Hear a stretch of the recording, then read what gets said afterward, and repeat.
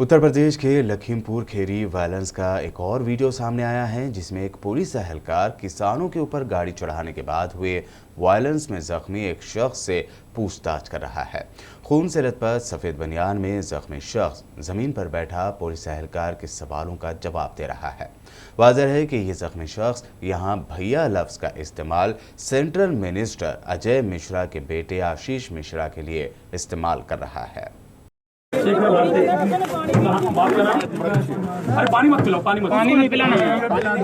अरे पानी मत पिलाओ, अरे रुक जा यार। नहीं, क्या नाम तुम्हारा? पिताजी का नाम? गांव कौन सा है? चार बाग, लखनऊ 4 बाग। थाना हुसैन। मीर जी चुप कर। जो यहाँ कैसे आए थे? अंकित दास कौन है? भैया अंकित दास के भतीजे हैं। अंकित दास, अगले दास के। अच्छा, लखनऊ वाले जी। वो यहाँ आए थे जी। उन्हीं की गाड़ी थी जी, फॉर्च्यूनर थी। वो गाड़ी में थे वो जी। तुम भी थे उसी गाड़ी में जी। कितने लोग थे उस गाड़ी में? 5 लोग थे।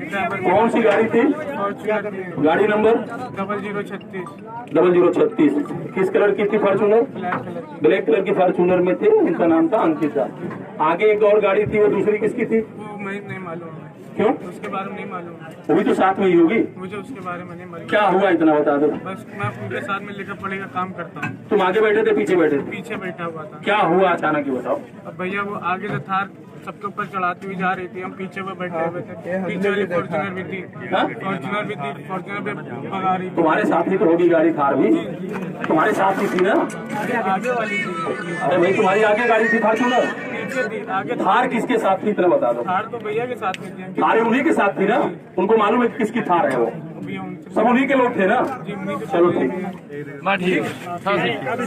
यूपी के लखीमपुर में किसानों को गाड़ी तले रौंदने के वाक़े की शदीद मजम्मत करने के बाद राहुल गांधी ने प्रेस कॉन्फ्रेंस करके पीएम मोदी और यूपी की योगी सरकार पर खूब तनकीद की। इस दरमियान खबर है कि यूपी हुकूमत की जानिब से प्रियंका गांधी और राहुल गांधी को लखीमपुर जाने की परमिशन दे दी गई है।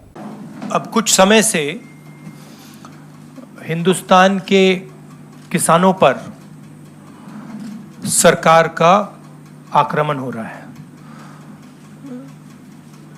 एक तो किसानों को जीप के नीचे कुचला जा रहा है, उनका मर्डर किया जा रहा है। बीजेपी के होम मिनिस्टर की बात हो रही है, उनके पुत्र की बात हो रही है, उन पे कोई एक्शन नहीं लिया जा रहा है। दूसरी तरफ पूरे देश के किसानों पर सिस्टमैटिकली एक के बाद एक आक्रमण हो रहा है। पहला आक्रमण लैंड एक्विजिशन बिल को रिवर्स करने का।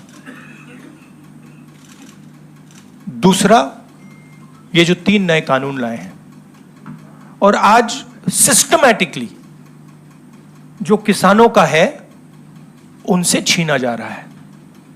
और ये चोरी सबके सामने हो रही है। इसलिए देश के किसान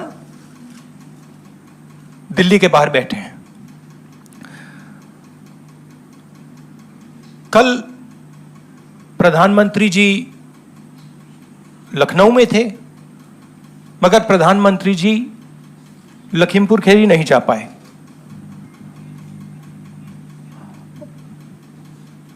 पोस्टमार्टम ठीक से नहीं किया जा रहा है और सिस्टमैटिकली जो भी कुछ कहे उसको बंद किया जा रहा है। आज 2 चीफ मिनिस्टर्स के साथ हम लखनऊ जाने की कोशिश करेंगे, लखीमपुर खीरी जाने की कोशिश करेंगे, उन परिवारों से मिलने की कोशिश करेंगे। बताइए। लखीमपुर खीरी में गाड़ी तले किसानों को रौंदने के वाक़े की शदीद मजम्मत करते हुए दिल्ली के सीएम अरविंद केजरीवाल ने पीएम मोदी से सवाल किया कि आखिर हत्यारों यानी कातिलों को क्यों बचाया जा रहा है, उन्हें अभी तक गिरफ्तार क्यों नहीं किया गया। आदरणीय प्रधानमंत्री जी, नमस्कार। लखीमपुर खीरी में जो कुछ भी हुआ, आज पूरा देश उसकी चर्चा कर रहा है। हर जगह यही बात हो रही है। सब लोग कह रहे हैं कि पूरा सिस्टम उन निर्दोष किसानों के हत्यारों को बचाने की कोशिश कर रहा है। मैं उसी संबंध में देश के लोगों की ओर से आपसे आज बात करना चाहता हूँ। अभी तक हत्यारों को गिरफ्तार क्यों नहीं किया गया? आखिर क्या मजबूरी है? उन्हें क्यों बचाया जा रहा है? हत्यारों ने दिन दहाड़े इतनी भीड़ के सामने किसानों को अपनी गाड़ी से कुचल दिया और फिर भी अभी तक हत्यारों की गिरफ्तारी नहीं हुई है। उन्हें क्यों बचाया जा रहा है? सरेआम इतनी भीड़ के सामने कोई इतने लोगों को रौंदते हुए निकल जाए और पूरा सिस्टम उस हत्यारे के सामने नतमस्तक होके घुटने टेक के उसे बचाने में लग जाए, ऐसा तो हिंदी फिल्मों में देखा करते थे।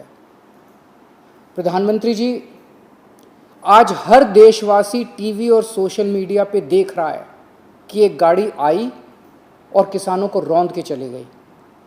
जिस तरह से पूरी सरकार हत्यारों को बचाने में लगी है, इस सब से क्या संदेश दिया जा रहा है कि अगर आप कोई नेता हो या अमीर हो तो आप अपनी गाड़ी से किसी को भी कुचल सकते हो।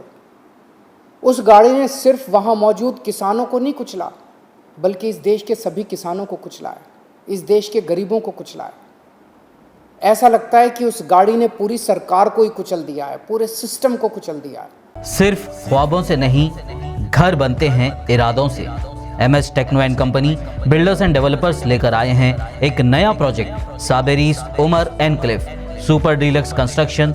शाहों के शहर हैदराबाद में चार मीनार के दामन में सिर्फ 1 किलोमीटर के फासले पर आजमपुरा फरहत नगर इलाके में एबिट्स कोठी मलकपेट से सिर्फ 15 मिनट के फासले पर ग्राउंड प्लस 5 फ्लोर्स की बिल्डिंग, जहां 2 BHK और 3 BHK के फ्लैट्स दस्तयाब हैं।